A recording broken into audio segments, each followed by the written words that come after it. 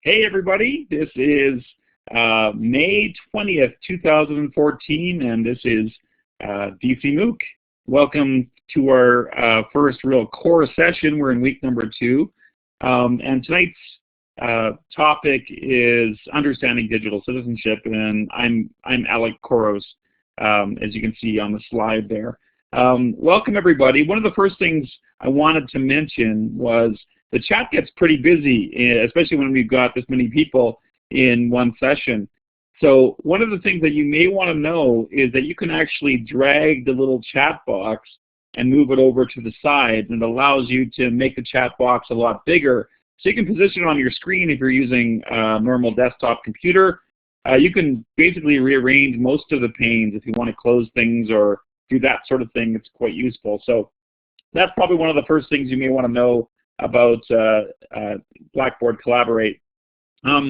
At any point, if you want to ask a question, you can raise your hand there. There's actually a little bit of a hand icon above everybody's names. We will also have some time for discussion. I'm going to go through these topics, but if anyone wants to comment, I'll be watching those as best as I can.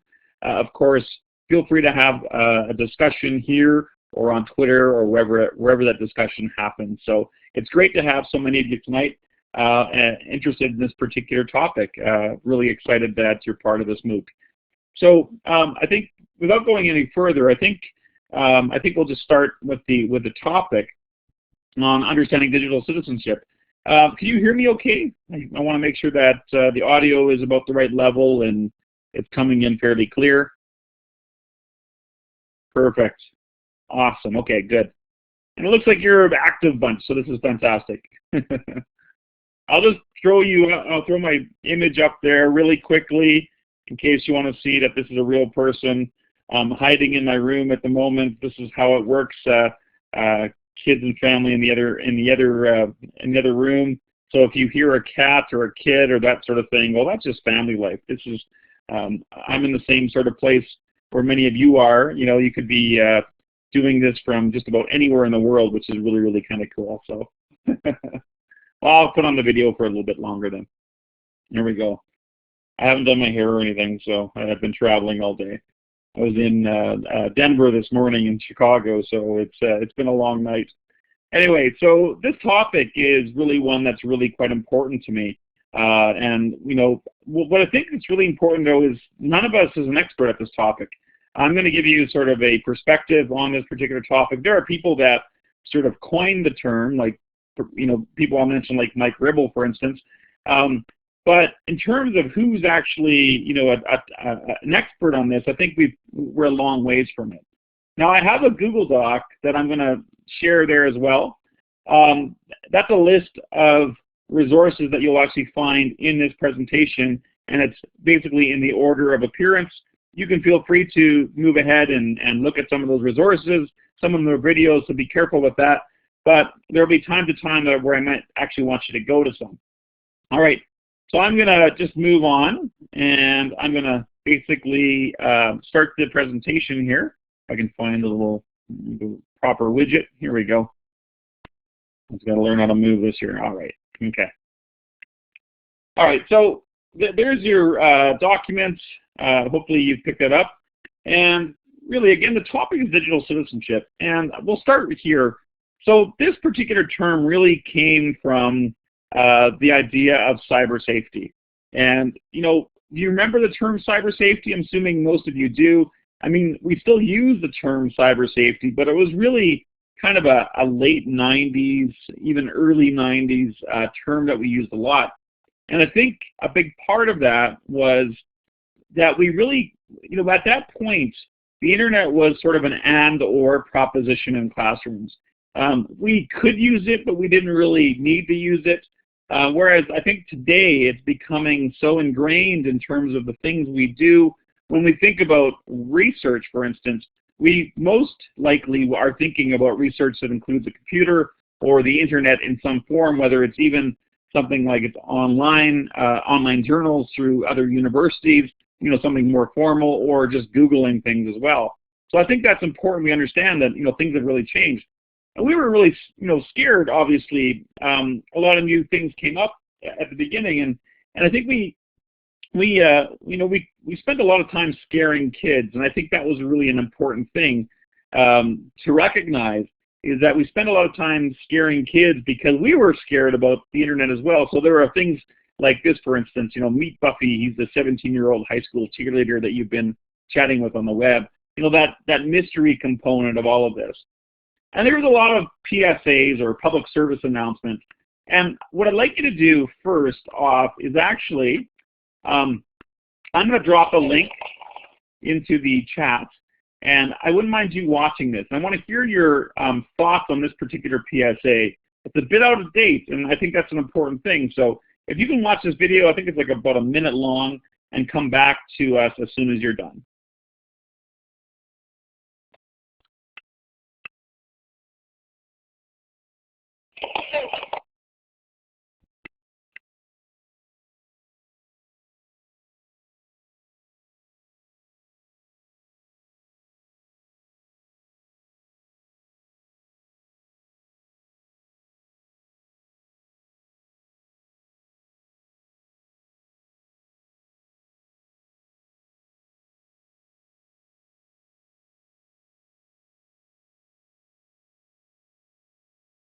All right, it looks like most of you are back. All right, so what are your thoughts on that video? Positive and negative. So what would you say that's good about that video, and what would you say that's not so good?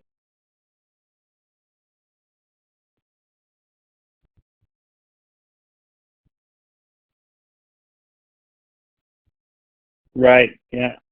So I want to pick up on a few things. Claire, for instance, seems very gendered, and I think that's a really good point on that piece. Some of you have said it's creepy, it's weird, definitely powerful. One of my favorite pieces of it is that it actually, the term "think before your," or the phrase "think before your post" is actually really quite good. From a male perspective, I find it certainly gendered in that particular sense, that that my daughters, for instance, growing up, should fear men, all men, where they see everywhere, and it is a bit creepy in that sense. But I mean, that's part of his perspective, and I think it's really important to understand that this is a form of sensationalism. There are really important messages here that things that we put online are private, and I've seen a lot of students actually create videos very much like this with the same sort of idea. But at the same time, there is that piece of sensationalism around there as well. So I want to talk about starting off with the idea of sexual predators, for instance. And if you look on your Google Doc, the second link there, the second link there is actually this particular article that you actually see on the screen. And it basically to summarize it in a few quotes. Predation is a concern. It existed before the internet, but it is overblown by the media. But what we know about the internet, and in terms of some of the real safety issues, we know that bullying and harassment are the most frequent threats faced by minors, both online and offline. And so I think the article even goes on to say that it's more likely for something that's that would be, for instance, depicted in that particular video that we watched to happen from a close family friend versus some online occurrence. Not that there isn't a threat at all, but it's really important to understand that, and it's really important to understand that peers are a huge threat in a child's life. So I think understanding some of the real risks and educating oneself around this is really an important piece. So that's an article that you may want to look at. But a big part of the early cyber safety agenda really looked at the idea that we can control kids, that if we provided a lot of fear to them, that they would do things, they would comply with us. And I think the biggest third sort of assumption about this was that we thought the web was predictable. We kind of thought the web would be like it was before, where it's basically just a fancy way of bringing in information. But we couldn't possibly predict, I think, Facebook, MySpace, some of the things that we've done in a number of different ways. Susan, for instance, saying fear-based parenting doesn't work either. And I think that's really important that we understand where does fear actually help and where does it actually hurt in many cases. Anti-drug agendas and all sorts of things have been based on fear campaigns, and we often see them fail. So we have to be very careful with that. But the world has changed. I mean, I like actually collecting photographs like this. I have a big collection of, students really disengaged in, their phones, and it seems very, very disconnected. And so I think this is really important to understand these trends, the Instagramming and, the things that have really changed in terms of how we actually look at technology. If you think about love in the digital age, we often think like this. So I mean, thinking about those particular pieces, we obviously, we can look at some of these things right now and think, wow, kids are really disconnected these days, whereas some people will say, well, they're actually much more connected than we think. So how many have seen this video? I'm not going to show you it now, but it is in your list on your Google Doc, and it hit Facebook. And it was very, very popular. People saw it, right around the world, and it was really this sort of interesting piece, but there was some controversy around this, right? Yeah, this is the Look Up video, right? And basically it's sort of, it's a guy, sort of a bit of a poet, and he almost, not quite a slam poet, but basically talks about how, people should look up. And there's a bit of an irony that it's, served and viral on Facebook in some ways. Just today, I actually saw a counter to this one. And I think it would be really interesting for you to actually bring this into classrooms. Not only the video, but this one right here. This one's actually Look Down, which is an exact antithesis of this. And I think it's really important to think about this. So what is the story? What's happening here? This guy basically on the Look Down video defends it, like that there's actually life being lived there, that I get to see my kids and people I'm connected to, and someone that I tell them I love you over a phone. These are real connections. And so what we're seeing a bit is this digital dualism. And there's actually, I'm going to just type that in. If you look for a guy by the name of Nathan Jurgensen, you can learn a lot more about that. But it's this idea that we often think that it's online or offline, and there's this dualism. But many people think that online and offline are just part of the same thing, that more and more kids are experiencing life through multiple modes and through multiple realities.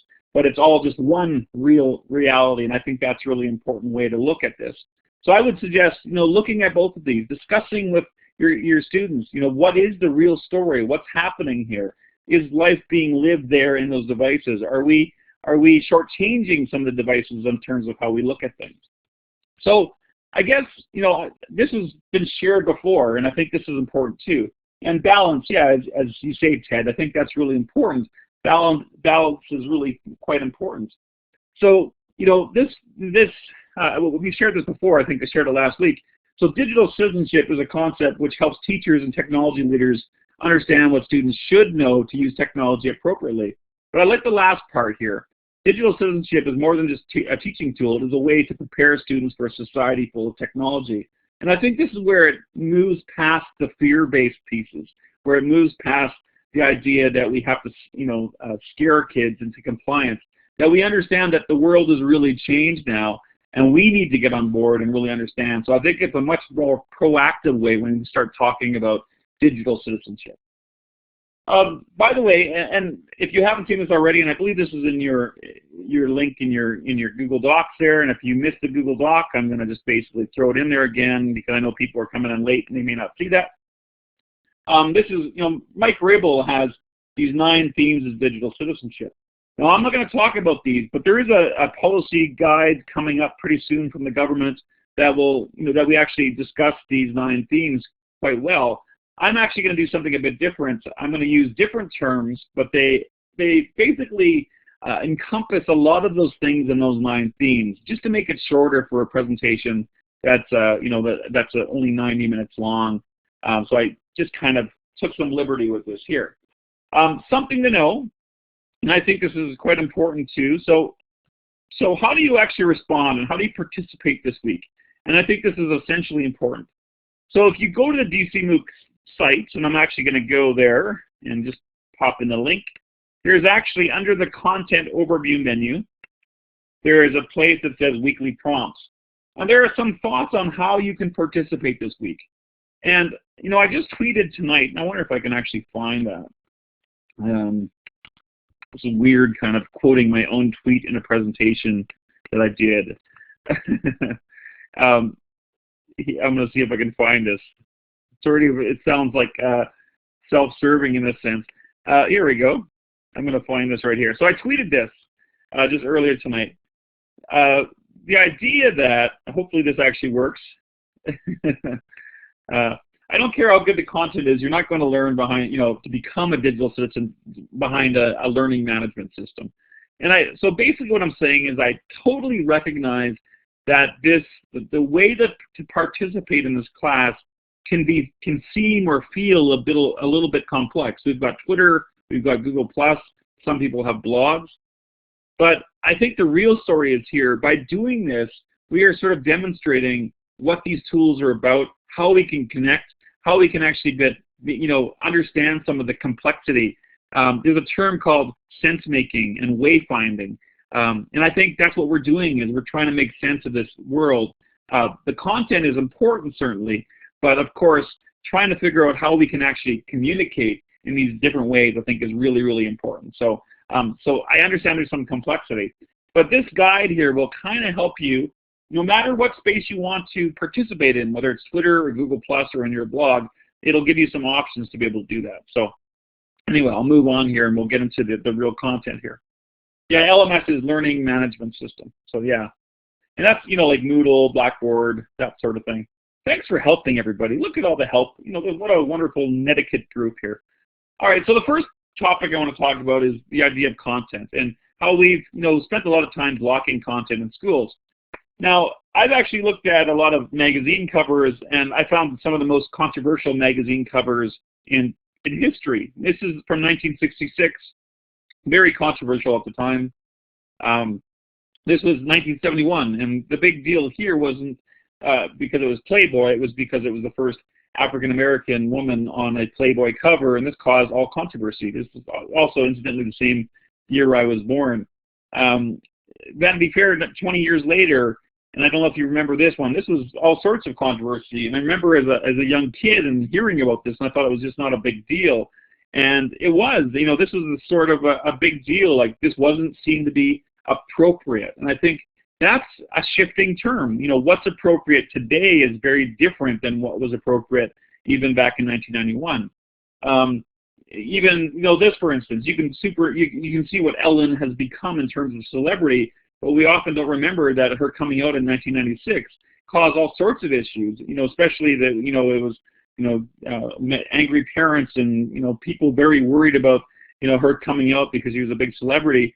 Now you can compare that today with the NFL player coming out, you know, just recently. This one in 2006, even in 2006, this became controversial, where people started basically ripping these things down from magazines, especially in the South U.S. People didn't like the idea that there was so much breast exposed in front of, you know, this unnatural act, some would say, you know, probably one of the most natural act out there, causes concern and controversy. Right, and I get it, Tracy, but it's really kind of an interesting thing. So that idea of appropriate, what's not appropriate, is really kind of an interesting thing. Now, in terms of pornography on the internet, some accounts have said, this is a study back in a few years back, I forget what year, it's 2010, where it said pornography makes up about 37% of the total content of the internet. And this is a study of over 4 million websites when they looked at the index, and they figured of that account, there's pornography on about 37%. Now, things have changed quite a bit.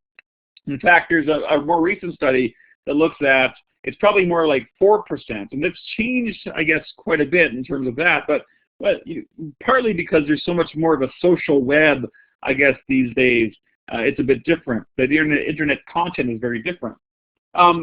What's also interesting in terms of what kind of pornography is really popular, interactive type cam shows are much more popular, I guess, versus sort of regular pornography. But this is not to be a tutorial in pornography. What this is meant to be is we need to understand, you know, where many young people are engaging their time in on the internet in some cases. And we try to block it, and I totally get it, and I'm not, you know, obviously an advocate. I'm an advocate for, for good conversations. But whenever we try to block things in schools or so on, I think it's important to understand. For instance, here, Australia tried to put a nationwide filter across, to filter out porn. The UK has done this more recently. When they tried this in Australia, a kid cracked it basically in 30 minutes, an $84 million porn filter. And it's really kind of interesting. The more people try to block things, the easier it seems to get. I mean, it's very, very difficult to block things with technical filters. For instance, you know, I use a particular tool when I'm trying to get around filters in schools, because I often come to schools and I hit sort of walls, or I've traveled to China where, you know, you can't use social media such as Twitter and Facebook on some routers where it's actually blocked by the state. I use things called like Wetopia that allows you to get past these things. And this is actually something that I learned from a student. I was in a school in Philadelphia where a kid noticed me trying to get onto Facebook, and he saw me hit the district's wall, and he actually just looked over my shoulder and said, "I can get you in," and he showed me this Wetopia, and it was really kind of an interesting thing. So kids can use these tools. I've actually just recently posted on my blog, and of course that's in the Google Doc as well. Some people, for instance, you know, there are content restrictions. So for instance, if you are in Canada and you're using Netflix, you get very different programming than you are if you're using Netflix in the United States. I'm not sure if Netflix is available in Australia, but if you use one of these tools, this is a free tool, you can actually get it. I know there's at least one Australian there. I'm not sure if Netflix is available there. But there's all sorts of ways to get around things, and I think that's really an important understanding. Now, one of my favorite tweets that has ever been tweeted was from David Weiss, who's worth following. And I love this quote, and I think this kind of sums up this section. "I'm in favor of internet filters. I just want to move them from the router to my students' heads." And so when it comes down to everything from, you know, what's appropriate, and, you know, pornography and the types of pornography and the things kids are getting into, how do we do this? How do we start to build students with that particular mechanism, that self-regulatory mechanism within their heads that allows them, and perhaps even in their hearts, that allows them to basically choose stuff to stay away from, to make good choices around content. And I think ultimately when we think about digital citizenship in the realm of content, this is what we do. And I think this is the most, you know, the place that we put it around. Now, it's not just content, it's also activities that people are engaged in. I'm not sure how many of you know about chat roulette, for instance.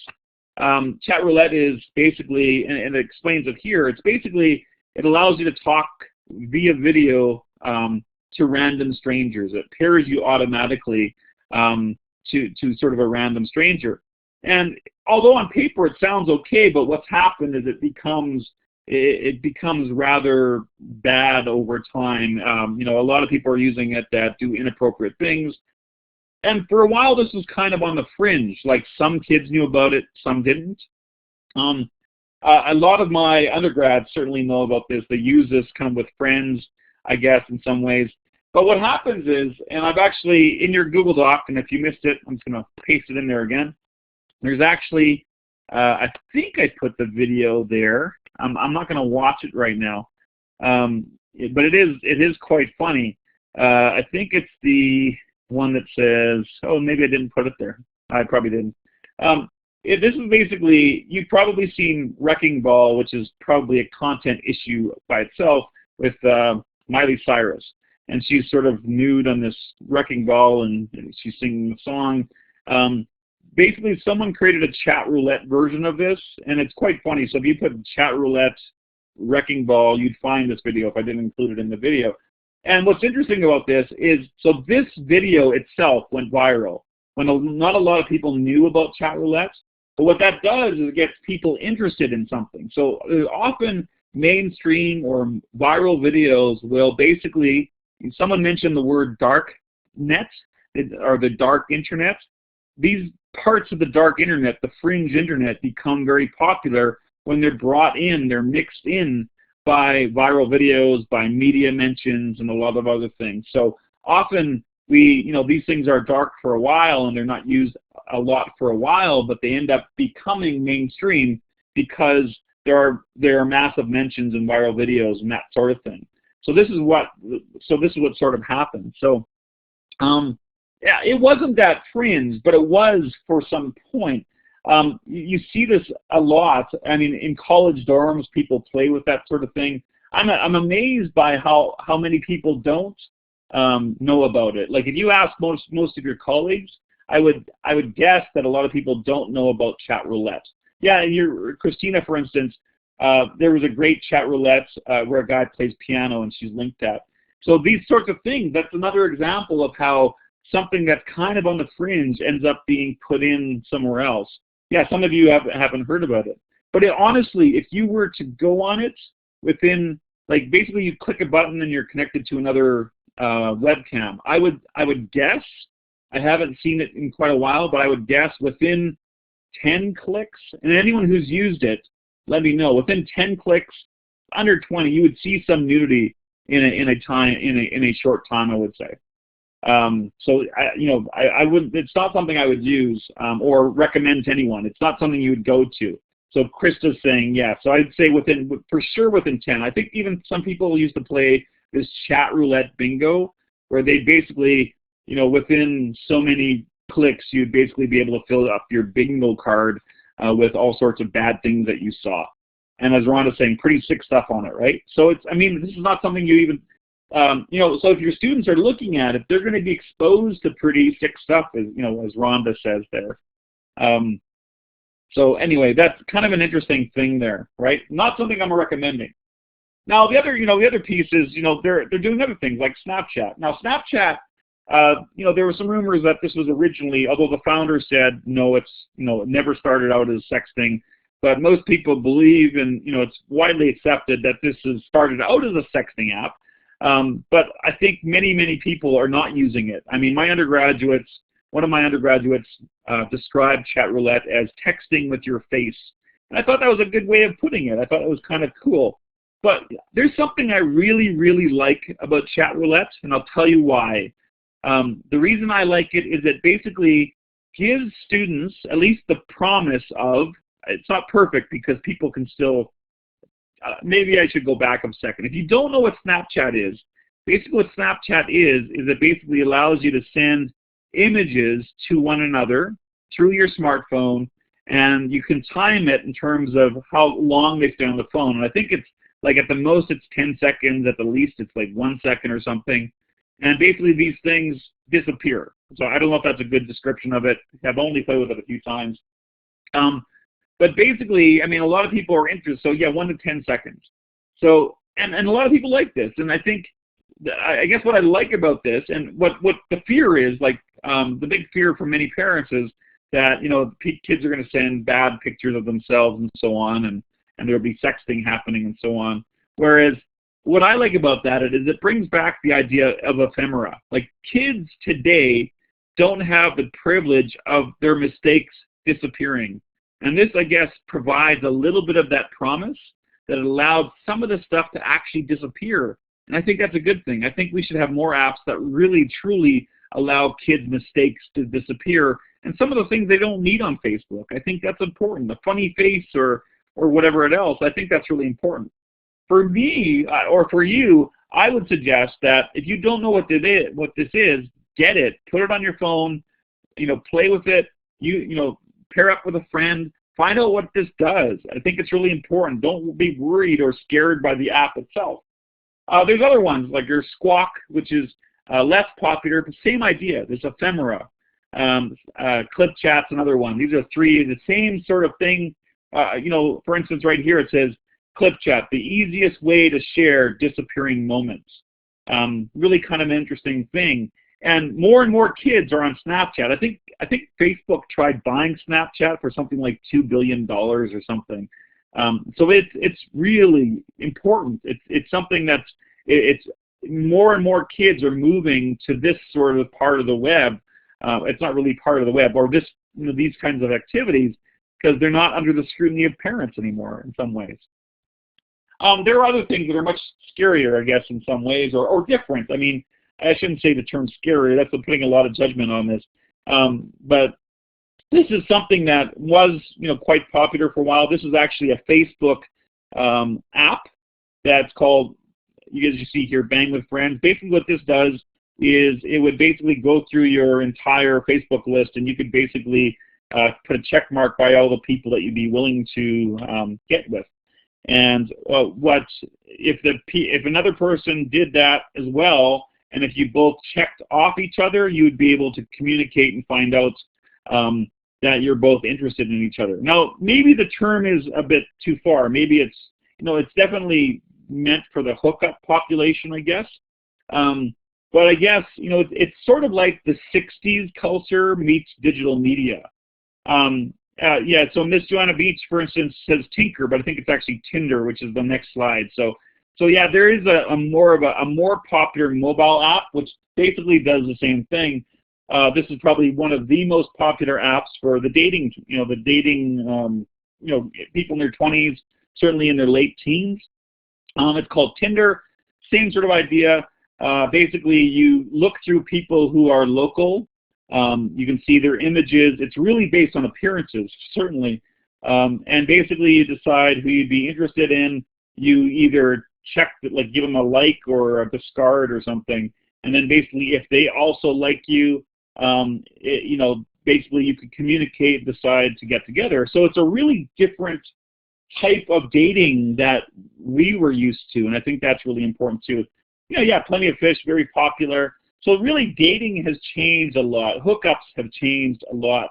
So this is something, if you think about this, this has obviously got some major repercussions, or some, some importance for us to understand how kids get together these days and how open these environments can be in terms of what they're looking at. Now, on that Google Doc, there's several documentaries that you may be interested in. The first one is from the CBC. It's called Sexed Up Kids. I think it's worthwhile looking at. This is one none of these I would actually watch with kids here. I would be, watch it first. Another one, The Sextortion of Amanda Todd, is worthwhile looking at as well. Sad, totally sad. I mean, it's worthwhile looking at that particular one. Some of you have seen this before. I've got links for this. Those first two are free. This one you might be able to find a bootleg copy of it. It's called In Real Life. This is probably the most, it's from the UK, and so it's even a bit more risque, and it's got some graphic scenes in it as well. But it is pretty, it's fairly honest, I guess, in terms of its portrayal of some young kids or some young people these days. So these are three documentaries that you may want to take a look at that may better inform you, especially when it comes to social media and content that people are getting into, and I guess thinking about how social media and content helps to define a young person's sexuality at those defining moments when they're often just becoming, adults. And I think this is really important to start looking at that. So, some resources there that you may look at. The next piece really, around this too, around the same topic of content, is the idea of information literacy. This is actually one that I used to show in my class. This was how many people know who this is in this photograph? Who can tell me in the chat? How's my audio holding up, by the way? Okay? Yeah, so most of you, yeah. Lee Harvey Oswald. Exactly. Jack Ruby, one person actually mentions it. All right, cool, awesome. So, this is I'll show you. I'll watch the picture closely. This is the one that I actually share with my students first, and I lie to them because most of my kids, they don't know Oswald. They don't know Lee Harvey Oswald. They don't know Jack Ruby. So I basically tell them that this is like Lee Harvey Oswald and the Wailers. Like, I make up some band from the 60s, and I make up some lie to keep, to my students, just to get them to think, because, everything that I say in class, they listen to me, because I'm in a position of authority. They're expected to listen to their prof, and it's really important to get kids to think about critical literacy. And so the more that the more times that I'm able to make these little white lies in class every once in a while, I think it's really important that we put kids in critical situations, because if we don't put them in critical situations where they have to discern truth, they're not going to become critically literate, I think, in that sense. So I'll show you that again, the original, and then I'll move over to the Photoshop. And it's really quite amazing. So anyway, this, and I think it's important to understand, like, web, what you can believe on the web. So for instance, there's a really great video out there that says how to charge an iPod using electrolytes and an onion. And, it's total false. Basically, someone takes this onion, they soak it in Gatorade overnight, and then they basically stick their iPod USB cable into this onion, and they say that they can basically charge an onion. And it's totally false, but, it's got 8 million some views, and you see in the comments even people saying that it works just because they want to, basically trick other people. And so this is something I use with students to basically, get that idea. And I think many of you have some really good info literacy sites, which would be great to share this week, in terms of how we actually, figure out truth there. Another great example that you could have used in class is this Jimmy Kimmel thing. There was this twerking video that was going around viral. There was also one, I think, during the Sochi Olympics, where there was like a mountain lion or something that was, that was showing up in all this media. And I thought that was really kind of interesting. Yeah, T. Grant, there's the dihydrogen monoxide. If you go to DCMOOC.org, I think that's a great site to take a look at as well. I think that's the right, if I remember it properly. So I don't know if you've seen this, but I left it in the Google Doc. Basically, there was this viral video that was going on the web, and then Jimmy Kimmel came out and basically said that he set it up. It was basically a viral video that he kind of made viral, and it basically was just this big hoax. So I think it's important to understand that anyone with a YouTube, with a camera, and anyone can publish today. So anyone can lie to you. It's not about Big Brother, for instance, lying to you or that sort of thing. It's that anyone can lie to you, and I think that's really important to know. So the first question that I have for you, and this is not something that this is something you can look at, and going back to the week 2 prompts, there's lots of ways to answer this question. So I just put that link there. Now, how do we ensure that learners are critical, ethical, and knowledgeable creators, consumers, and participants of digitally mediated environments? And, going back to that tweet by David Luiz, how can we develop students' abilities to become self-regulatory in the appropriate use of digital media rather than relying on external filters and restrictions? I think ultimately that's it. I mean, it comes down to this. How do we actually get kids to discern truth properly, to use social media in respectful ways, to keep away from this? And I think this is really important. So so this is something to think about. I mean, this is something that I hope that, and obviously I don't have the answers to this, but hopefully this week we can talk about this idea in the next, at least this week anyway. So I'd love to hear your responses on Twitter, in Google Docs, or sorry, Google Plus, on your blogs, any of that. All right, let's go to the next topic. The idea of remix, and what we're getting really into this idea is this idea of copyright. Copyright has changed big time. How many of you remember Napster? I'm assuming most of you do. Even when you have this, it's been a while now, right? How many people use Napster? I guess that's the next question, right? Yeah, like a lot of people, I did, right? Okay, so we are all copyright criminals, really. We didn't really know that we were doing it, but this was like for the first time in our lives. LimeWire, Kazaa, there's a lot of different ones. For the first time in our lives, anything we wanted, we could download from some other person out there on the world could actually have it, and we could have any song we wanted in no time. And so we were these copyright criminals, and probably many of us still are in many ways. And people still are. Like, The Game of Thrones, for instance, is the most pirated TV show of 2013. This is from HBO, right? And Tracy says, I used to tape off the radio. So did I. You know, it's the same idea, really. And actually, if you think about it, in Canada, I don't know if you know this, but there was actually a tax on cassette tapes, VHS tapes, that was supposed to basically pay for piracy. They knew that if you got a recording media, and they put this on CDs as well, if you were using recording media, that tax was supposed to go to creators. Of course, everything changed beyond that. But even thinking about, you know, the things that we can't have, we get.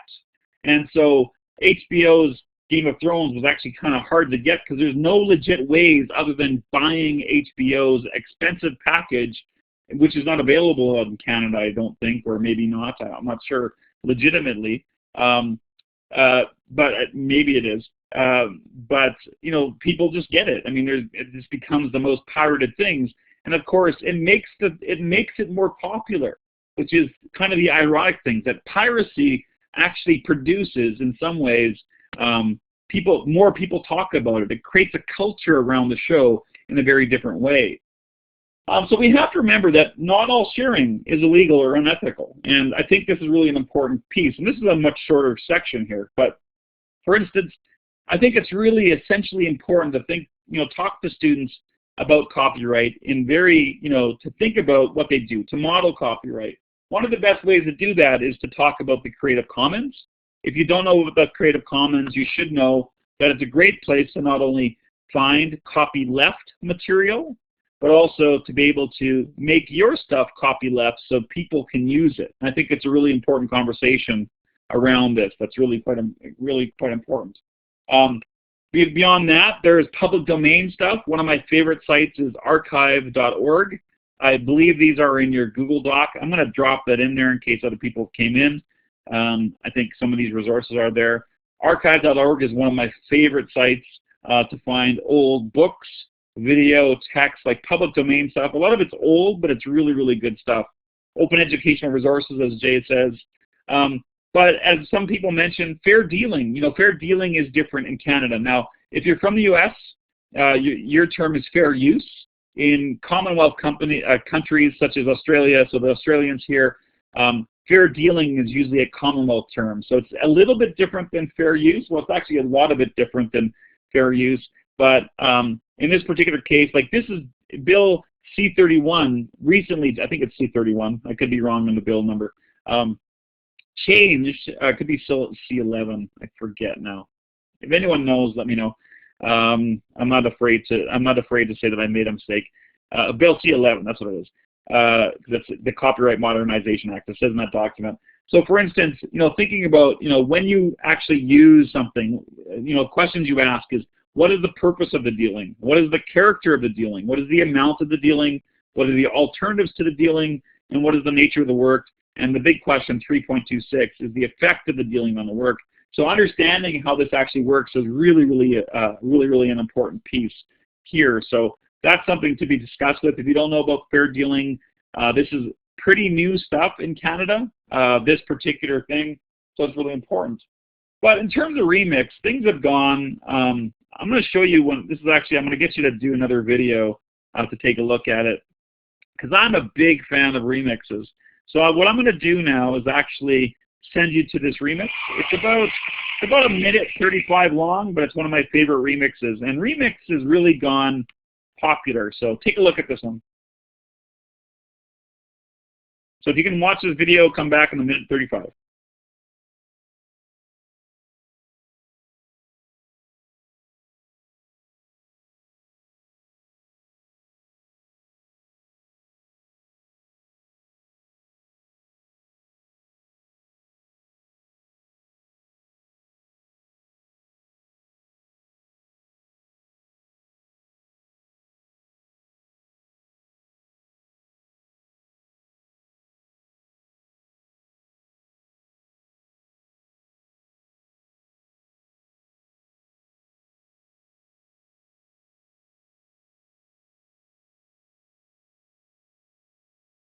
Are you back yet?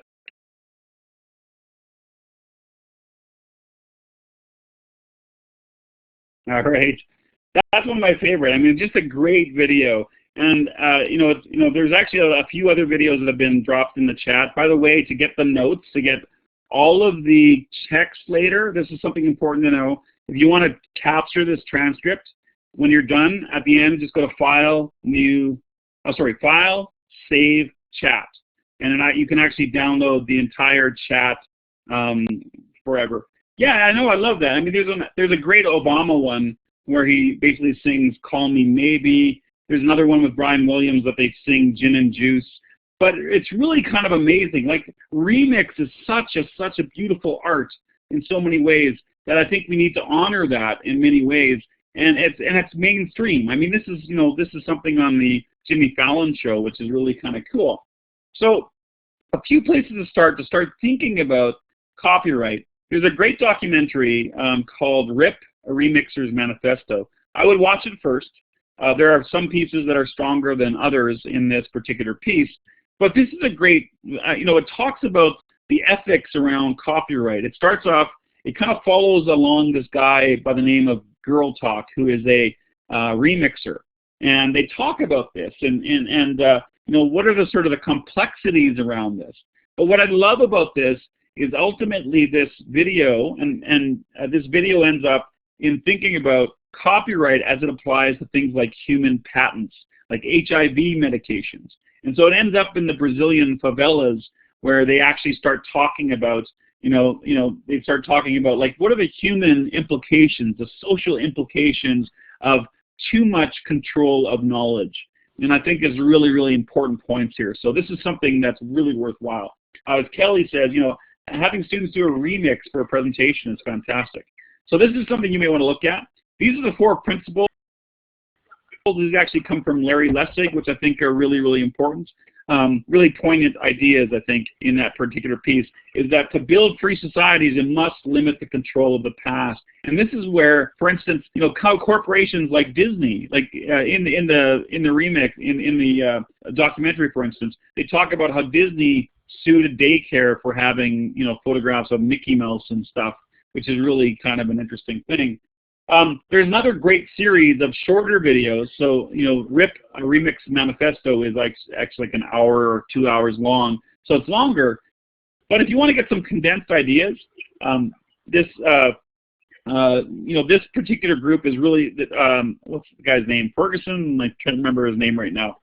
Some of you probably remember. But this is a series of shorter videos called Everything is a Remix that's really, really worthwhile. And they talk about music, like where did the Rolling Stones get their music from, or Led Zeppelin. For instance, Led Zeppelin just the other day got into a lawsuit for Stairway to Heaven. I mean, this is still going on, which is really kind of an interesting thing. Joanne says, there are no new stories. Like, most of Disney stuff is ripped off from the public domain before that and then controlled later. I'm going to get you to watch this, and this is actually something here, and I think this is going to be really an important point. I've chopped the end of this TED Talk, and this is a TED Talk by a guy by the name of Larry Lessig.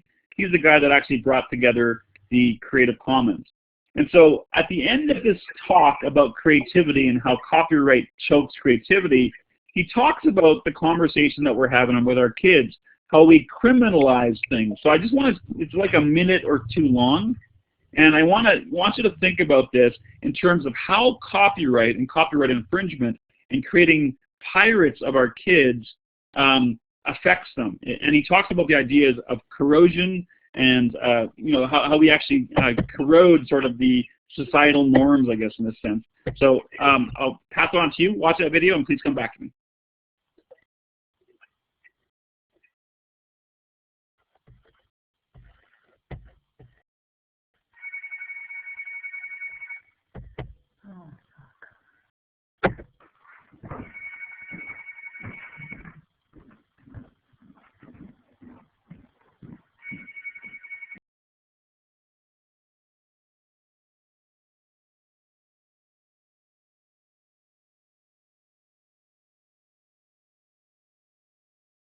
Done yet?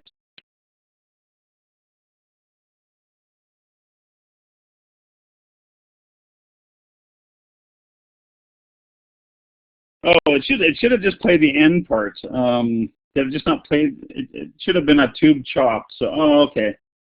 If it didn't work, that's totally fine. I'm not sure why that wouldn't have worked. Okay. Oh well. You can watch. Some of you watched it. Okay, so it worked for some of you. For some reason, it didn't work. By the way, that's a it's a really for those of you who did get to watch it. I think that whole TED Talk is really, really good. But I love that last point when he talks about what copyright and infringement and the language that we're using around things like piracy, for instance. Like piracy is a corporation term in many ways. And, it's not something that we made. Like, pirates is not something that we should think about. Theft, for instance. I mean, I don't know if you've ever seen those. They used to be before movies. You'd go to the theater and they'd have these things like, you wouldn't steal a car, would you? You wouldn't steal, someone's bag, would you? And you shouldn't download music. And they get to a point where it's very, very different. Now, one time, and I'll give you a personal example, I went to see, I saw some powwow singers, and they were young kids. And I heard, I heard these young boys, drumming, and they were drumming the song, and it was really kind of neat because it was this indigenous song, but it had all of these like references like Facebook and stuff, and so it was really cool, a beautiful mashup of indigenous knowledge and sort of social media. And as they sang the song, and I said, hey, after the song was done, I was like, where did you hear that? Did you write that? Where did you hear it from? And he says, and one of the boys just looked at me and he said, that's exactly it, right? Yeah, that's Facebook drama, exactly. And I said, where's it from? And he said, we didn't write it. We just, we play it. He goes, in our culture, and this is, a generalization, sir. He said, once something is sung, it belongs to the community. And I thought that was a really cool thing that, once it's out there, it belongs to everyone. And you can think of other examples, like, for instance, Psy, who wrote Gangnam Style.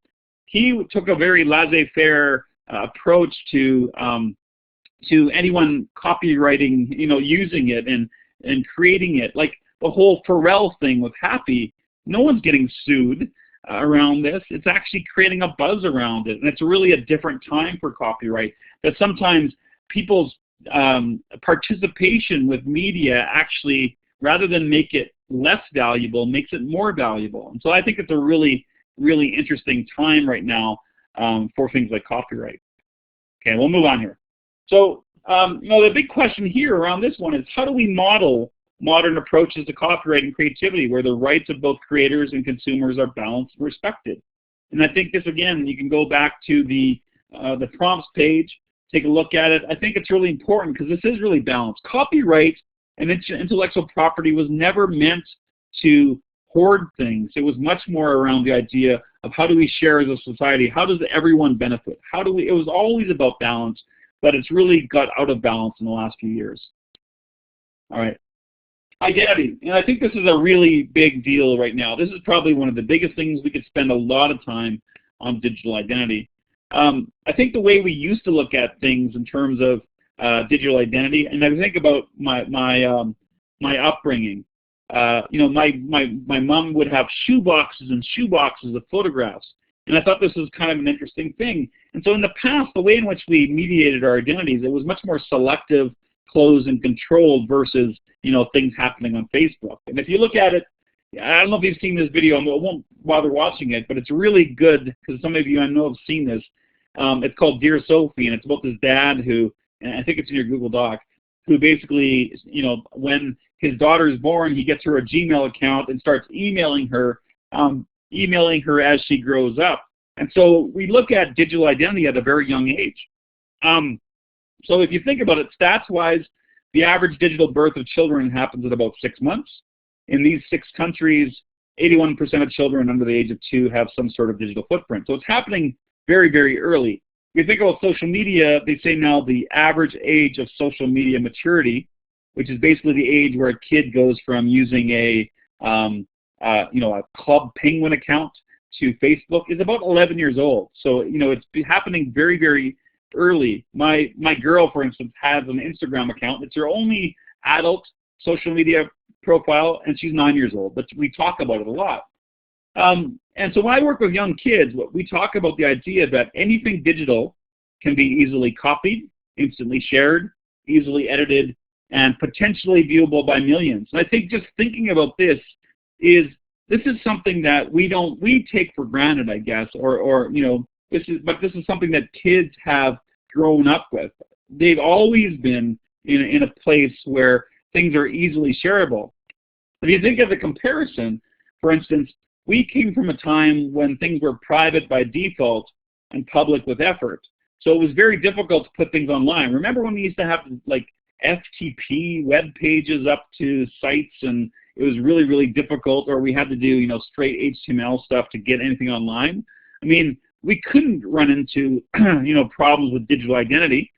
And now, yeah, as Kelly says, public by default and private with effort.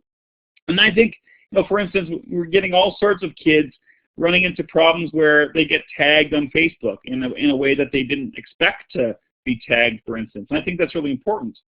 And then so back that, you know, when I was talking about the idea of remix is kind of a scary thing when it comes to identity. Some of you know about this is the back of the Star Wars Kid. If you haven't read about the Star Wars Kid, I've given you a link to his Wikipedia page. And it's important to understand that the Star Wars Kid, this was a viral video back in 2003. This is like 2 years before YouTube. And what happened, what was really interesting about what happened there was he never meant himself. Oh, can you hear me now, Tracy? Anyone having issues hearing me? No sound? Okay. I can hear. Okay. All right, okay. Maybe it was just, should be okay now. All right. So I'm going to go back one slide here by accident. Okay. All right. Okay, cool. All right, so if you haven't read this, I think that what's really, really important about this is that, you know, this boy, he just put some video out, like he never meant it to be online, and it got seen by hundreds of millions of people. It was probably the biggest incident of bullying without knowing it, because people were sending it from one person to the next, and it became very, very viral. And this was actually all done through like email forwards. And so if you haven't read the story, I think it's worthwhile to kind of to look at. Local example, I don't know how many of you in Saskatchewan are familiar with this contest we had. It was called the Saskatchewan Wanderer Contest. Basically, it was kind of a cool summer job. I'm not sure if it's still running, but it was a government of Saskatchewan job. I know they did it for a couple of years at least. Yeah. So it was kind of a cool contest where people would tweet, and so basically young people would tweet and try to get the highest social metrics. And if they got the most tweets and followers and likes and all the other stuff, they could kind of go for this little job. So you did these videos, like you created videos, you tried to get lots of followers, and then if you were successful, you got to be like the Saskatchewan Wanderer who went around the province and kind of touted our, you know, some of our hidden treasures, I guess, throughout Saskatchewan. But what happened, I don't know if you followed this story, but there was a guy by the name of Nathan Towan, you know, a young man. He was 19 years old. You know, he thought he was in the running. I think that was his own words. He thought he was actually in the lead. I think he was doing quite well. And also a year-round job. I didn't realize that. Well, thanks, Joanna. But he got disqualified for this. And what happened? Like, basically, what happened was a video of him came out of him at 17 years old, where he was actually at a Rider game and he was swearing. So this is a perfect example of what you would call context collapse, right? Well, you're right, Rhonda. Right? So how many people swear at Rider games? Like, there's certain things that you do at a Rider game that are acceptable in that social context. And if you are, for instance, in the university section versus like a more family section, things are going to be a lot different, right? And so this kid got into some trouble, and I kind of feel bad for him because, you know, it's a mistake that he made at 17 that came back to bite him when he was 19 years old. And this sort of thing happens all the time.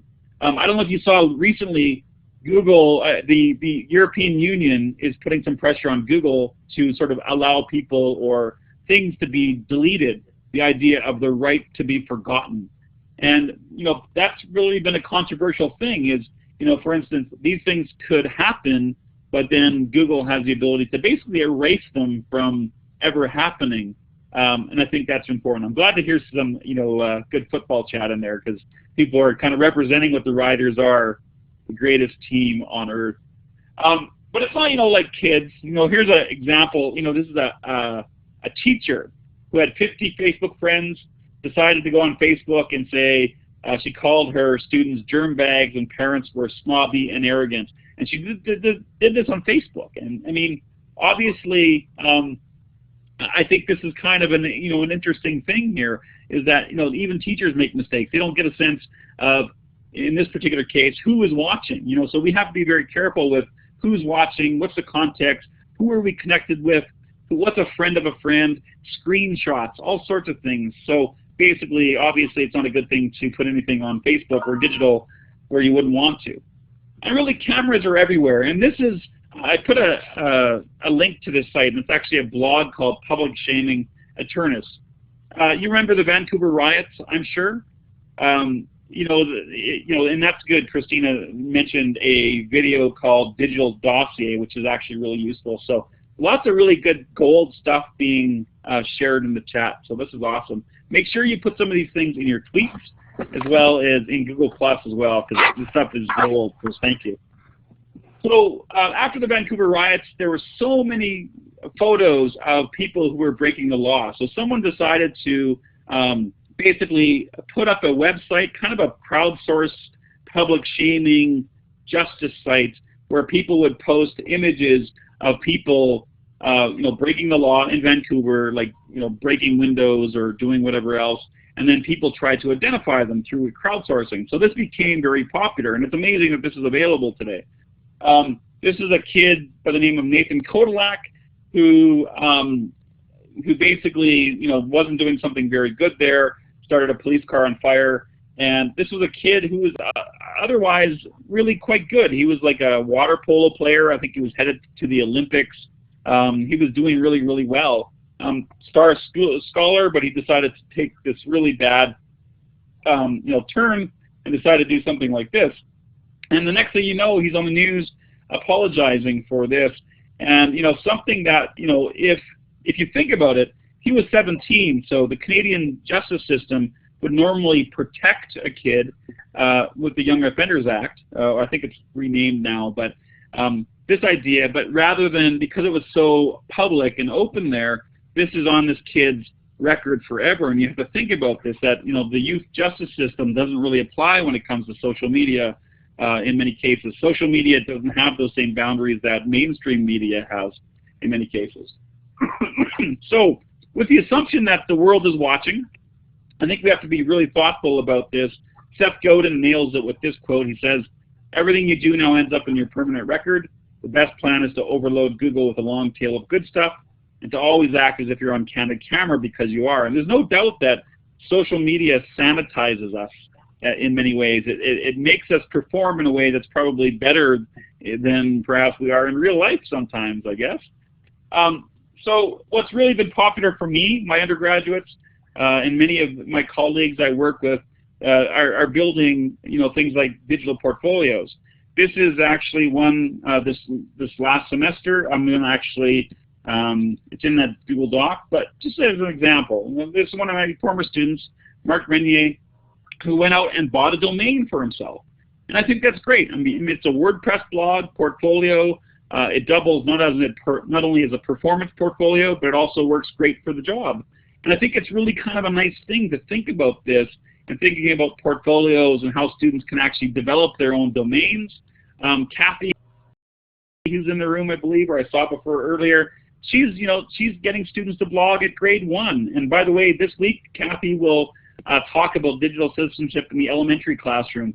And I would really push people who are not even in elementary classrooms to get a sense of what Kathy's is doing, because what she's doing is leading edge. It's been leading edge for a number of years, getting kids to think and be intentional about their digital identity at a very young age, where it should be happening, very, very young. And so we're very lucky to have Kathy as part of DCMOOC as well. My brother has been doing this as well. They had an e-portfolio project in Parkland School District where they're doing this from grade 1 as well. Supposedly, this is something that goes out through every year. It's connected every year. If you want to think at a different university, this is actually at the University of Mary Washington, where they're really serious about digital identity, where you come to this university and the university will host a domain for you. They actually buy a domain. They're their domain registrar system. So if you want aleckoros.ca, you get your name, and the university creates that for you and allows you to basically host your content. That's a big win-win, you know, for the students as well as the institution, because basically you get to really show your best stuff for the institution as well. And when you get Googled, you know, the first person that comes up is you. So this is going to be something that's going to be a big topic also next week. How do we help students develop positive digital identities? You know, what activities, assignments, projects can we integrate into our teaching to help our learners build their digital footprints? And so thinking about this, rather than being so reactive, you know, from that cyber safety agenda, and thinking positively about how students really truly do engage with digital media, how do we take that and just, you know, build it in a positive way? And I think that's going to be a huge topic. On that same topic, which I think is really important, you know, obviously everything we do online is important. Netiquette has been a term that is often used even in Ribble stuff. And the web is bad. I mean, in many cases, like if you look at YouTube comments, like this is one of my favorite quotes from Lev Grossman. Some of the comments on YouTube make you weep for the future of humanity, just for the spelling alone, never mind the obscenity and the naked hatred. You know that sort of, you know, basically at T-Grant, basically that's what this quote addresses here, you know, how bad the YouTube grammar is in many cases. So, you know, that can be some of the worst part of the bed, or of the web. But I mentioned, I think even with Google Plus integration, it's kind of cleaned up a little bit in some ways, where people are being a bit more accountable in terms of what they actually put online. At least I've found it to be a bit better. But, you know, like taking bad situations and making them good. Like, I don't know if you remember this, but there was this bus monitor by the name of Karen Klein who was totally bullied on this bus. It was horrible. And it became this viral video. And it's like, so what do we do in this particular case? I don't know if you followed the rest of the case, but it was wonderful to see that this woman, you know, who was close to retirement, and, you know, she got bullied by these young kids. They put it on YouTube. And so someone went out there and decided, I'm going to basically see if we can get this woman a holiday. So he basically went to Indiegogo, which is a fantastic site. He started a crowdsourcing campaign. He wanted to collect $5,000 and ended up getting $702,000. And Karen, after that, she really thought about adult bullying. And I love this because, you know, she quoted her, when you're a kid being bullied, you should talk to an adult. When the adult is being bullied, I don't know who the heck you can talk to. So that's why I want to help. And she actually went and she created a foundation for anti-bullying. And I just love this. I mean, it was just a wonderful idea that you take something horrible that happens on the internet and totally twist it around, and it became a really good thing. So how do we do that? Like, how do we do that more often? Another good example, you know, looking at this horrible, you know, this is actually from Reddit, which is becoming more and more popular. This is an example of a guy who had lost his mother, and I'll show you the photograph he shared on Reddit. And basically, he had this photograph of his mother, and it was one of the last photographs they had together. And it's a really nice photo. She's got a wonderful smile, but she, you know, she was lost to cancer, and the, you know, these oxygen cannula around her face. So he basically was on Reddit saying, you know, I have this wonderful photograph. Can anyone out there with, you know, some mad Photoshop skills kind of fix this? And so people went on the internet and they left comments and they started fixing it. So the first one, he says, my best attempt. I removed the tubing, left colors and levels alone. I'm sorry for your loss. Next person comes around and says, I color corrected the skin tones a bit as well. And, you know, someone else helps a little bit. Someone else, you know, minor lighting, 6x4 crop for printing in standard sizes. And I removed some of the background. Well done, fellow Redditors. Right? This guy, I love this one. Oh, lost the audio. Sorry.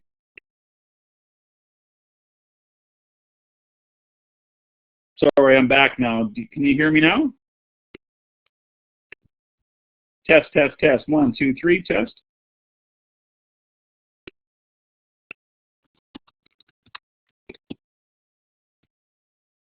All right. Not sure what happened there. Okay, I'm going to go through that again. Okay, cool. Yeah, it looked like a lot of people got like knocked out or something. Okay, so I'm going to try this again. So I think most of you saw this, but basically, you know, so people around the internet basically helped along here. So the first Redditor basically fixed this. You know, it says, "My best attempt. I only removed the tubing, left colors alone and levels alone. I'm sorry for your loss. I color corrected the skin tones a bit as well. Yeah, you know, minor 6x4 lighting, crop for printing and standard size, remove some of the background. Well done, fellow Redditors." And this guy, I love this, you know, he fixed the chair. If you look at the chair at on the other pictures, there's actually like a big chunk taken out of the chair, like in this picture. And some guy, you know, had, you know, basically looked at that chair and said, you know, here we go, I'm going to go fix that chair. And I think that's just awesome, right? I mean, oh, I'm back. I've got the helium going on, okay? So things are catching up here. Well, we're almost done, so we just have one more point to go through. But I mean, this idea is kind of an important thing here. You know, so the question I guess I want to ask on this is, you know, how do we help our students to become kind and caring citizens who act with integrity in all spaces, especially digital ones, including digital ones? And I think that's been a real tough thing. You know, especially kids feel different. I mean, adults feel different sometimes when they're behind. You know, so if you think about identity as being a sense of integrity across all spaces, that you act roughly as the same person. You may have, I mean, I think it's fair that we perform differently in different spaces. We perform differently in front of grandma versus the way we perform in front of our kids. Like my voice visibly goes higher, for instance, when I talk to my children. And we perform different, but at the same time, I think I'm pretty much the same person across all spaces. And so how do we actually do that? So, you know, Susan, as she said, you know, model, model, model, you know, but I think also, you know, how do we model? I think that's a big piece, but I really do think that modeling the use of social media, the way we do this every day, is really a huge and important thing. The last thing I want to talk about is activism, and then we can kind of finish off. And thanks for so much of the discussion. You know, that you guys are really adding so much to this. It's fantastic. Yeah, sorry, I'll try to talk lower so that my voice is less, anyway, less helium-like. Web activism is a funny thing. I think we've gotten to the place, there's actually a term that they use on the web called slacktivism, which you may have heard before, which is kind of this idea that, this next slide captures it, this idea that actions speak louder than like buttons. And I think a lot of us, and some of the activism out there is, okay, I'm going to turn off my audio just for a second. And is that any better? Am I lower again? Or am I still chipmunky? Am I better? Still chipmunky? Okay, it's better. All right, I sound like Alvin for a bit. Alvin! For some people, it seems to be Alvining, I guess, a little bit. I think it's important that we understand, when are we doing things online that actually help, and when are we doing things that are doing nothing? In fact, they're even worse than nothing, because it feels like we think we're doing something. So as I showed before, the idea of Indiegogo is a really cool site. It's not successful for everyone, but like even in my class this year, I had a student whose dad passed away from melanoma, and so one of his class projects was, I wanted him to understand more about social media and networks, so he decided to put together like a kind of one of these giving, I think it was Just Giving, where he actually created a fundraiser for melanoma research. And it was just great. I mean, he got to learn about networks, he satisfied all of my course goals, and he got to do something really cool in the class, and I was really proud of him. Other classrooms are doing things like Kiva, which I think was kind of interesting. Some of you love it. I mean, this is micro-lending, which is really kind of a cool thing. So some of you are using with your students. Really an important thing, I think, that's really important to kind of get a sense of what Kiva does. If you don't know much about it, take a look at it tonight. It's worthwhile. It's a fantastic for classroom blogs. It's basically, ultimately comes down to this idea of micro-lending. So it looks at people with particular causes who don't need a lot of money. You can lend them like $25 or something that's usually the minimal. And then there's a good chance that you get the money back. And then you can re-lend it to someone else. And so it's really kind of a great little tool, a great way of giving it back. A bit different than donations, you know. So it's cool that kids can make choices around this. You know, other things that have gone around. I mean, media is picking up. I had several interviews on the idea of neck nominations and how horrible they are. Basically, these were things like where people were starting to put on YouTube videos of, you know, binge drinking, and it was attributed to several deaths out there. At least the sensationalized version of it was. And so, but we saw a lot of Canadians pick up and start doing things like really interesting things where they'd go, rather than binge drinking, they'd go give blood, and they'd create a web, they'd go onto YouTube and basically dare other people to give blood, or they'd, you know, help out at, you know, with homeless people, or, you know, other things that they would do that would be really good. So how do you take something that's really, really negative, you know, and it's not so much how do we do that, but how do we create the instinct in our students to want to do that? And I think that's the bigger thing, because it's not something saying like, hey, students, you know, we should take this and change it. They should be the ones coming up to you and saying that. And I think if they are doing that, you're on the right track. And you know, for instance, my class, I don't know where the students got it, but they decided to create these things called teach nominations, where they basically started teaching people things in public, which was really kind of a cool idea. So that was a lot of fun, seeing students pick up that idea. The no makeup selfie thing, I mean, I thought that was really kind of a cool thing. You know, at first I thought this was kind of goofy, what is it doing? But it ended up basically raising over $8 million for cancer research. And it was really kind of a cool thing. And I thought it was just sort of stupid to start off with, but there was something much deeper. It ended up being not so good because people forgot what it was about after a while. It kind of jumped the shark, I guess. But it was kind of an interesting piece when it went by. This is actually in your Google Docs. This is there's a video called Sincere Compliments. This is actually a high school from Iowa, and it actually explains what happened. But basically, a lot of kids were being bullied at the school, and one kid basically decided, I'm going to create a Twitter account and start tweeting out sincere compliments. And it was really kind of a cool thing, because this went from one particular high school to something that classrooms were doing right across the US and Canada, and probably into Australia and other parts of the world. And it was just one kid who thought, you know, rather than tweeting out, you know, negative things towards people and bullying people, how do we actually do this in a very positive way? And it was great to see this was, you know, came from a student in many ways. So I thought that was really, really cool. All right. So, you know, this is the kind of the last point here, and then I'll just close here because we're getting close to the hour and a half.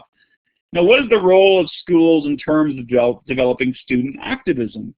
And how might we encourage and support students to use online spaces and social media to contribute positively to our world? And I think this is really a key thing is, you know, what's the role? Sometimes schools think that's not really what we do in many cases. But I often think, you know, what can we actually learn from that? When we actually get students to connect through social media and at the same time help others, I think it's a huge thing. So it's, you know, quite something. So I'm going to finish off here. So a bit of a conclusion. Real short. There's a great post by Dan Heisler, and I've actually linked that in the Google Doc, and I'm going to give you the Google Doc one more time in case you lost it. Right? You know, imagine for a second that we taught our teenagers to drive, and this is in the worst situations, right, where we're not doing any of it. To drive in a car the same manner we attempt to teach them about social media. Driving lessons would never take place in an actual car. Driving lessons would only focus on what not to do. And driving lessons would be taught by adults, teachers, and parents with little or no experience of driving. And I think that's in the worst case, where, you know, students or where teachers are saying, I don't want to touch the social media. I want nothing to do with this. This doesn't belong in school. That fits in that particular case. I know many of you are doing this. I know many of you are modeling it. But for those teachers that perhaps are not even addressing this in any way, this actually makes sense. I think this is actually a really good parallel in many cases. But we have to think about, you know, what technology is going to look like. Back to sort of the idea of cyber safety. If we think about how technology, it's going to be a world full of technology. I don't know if you've looked at recent corporate acquisitions. Like Facebook bought this thing called Oculus virtual reality, Oculus Rift as it's known in gamer society. And we're moving towards this idea of, in this case, virtual reality. But on the other side, there's something different called augmented reality. And this is where Google Glasses and things come in. Ray-Ban, the maker of, Luxottica, which is the largest eyewear manufacturer in the world. They make 80% of the world's glasses.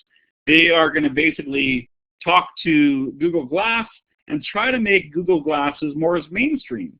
And so think about the social aspects of this. If you think about it, so for instance, in San Francisco recently, a bar banned Google Glasses because there was this outrage, basically, because patrons don't want to be secretly filmed. Like, I think we want to have a time where we don't want to be filmed all the time. And there are those spaces that we don't want to be filmed in. And I guess bars and those sorts of things have been sort of that last little place. Oh, can you hear me now? Are you okay?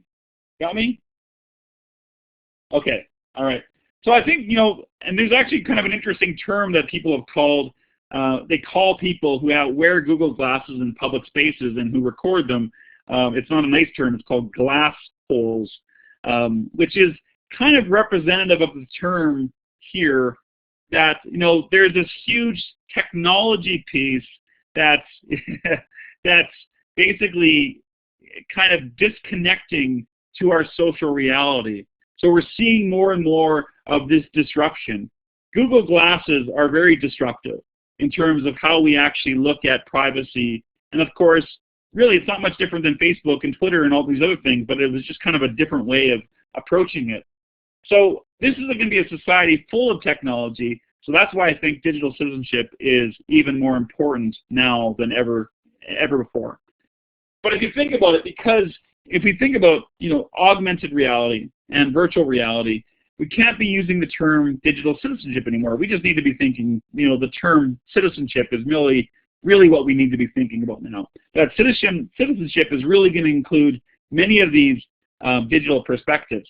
And the same thing with identity. I mean, it comes down to, it's not really digital identity anymore, it's our identity. Identity is basically it. Our identity is framed by what we do online. There's no doubt about it. So I think that's really important. So as a quote, which I love, this is my favorite Digizin quote, it's not just about recognizing and dealing with online hazards. It's about building safe spaces and communities, understanding how to manage personal information, about being internet savvy. But I think the biggest part to me in terms of digital citizenship is this last part, using your online presence to grow and shape the world in a safe, creative way and inspiring others to do the same. And I think this quote kind of captures, to me, what citizenship means in the digital realm or other, how do we use our presence to make the world a better place? We can talk about cyber safety, and of course it's important. We can talk about digital footprint, but I think it's much more interesting sometimes when we get towards that idea, how do we do all of that, but also make the world a better place through, some of the other things that were mentioned tonight as well. So anyway, that's the end of the presentation. I know it's a long thing. I'm sorry for the technical glitches here and there, but I hope it was enjoyable. I hope that you took away some ideas. This whole idea is really about a conversation starter. I have no answers to any of this stuff. That's why we need to do it together, and we need to do it for our kids together. So thanks, and I'll put up the recording. I'm going to repeat this session tomorrow. There are 2 other times to meet today, or this week. Kathy Cassidy, Don't Miss Her session on the calendar. And also, we're going to have a Twitter chat on Thursday. So hopefully you can make it for part of that. So I'm going to hit the end recording, and thanks. Oh, and Sue Waters, yeah, she's doing a blogging session. So make sure you take that look at that as well. If you want to get into blogging and understand it better, please check that out as well. So thanks everyone for coming. Take care. And we'll see you on the internet, in Google+, Twitter, etc.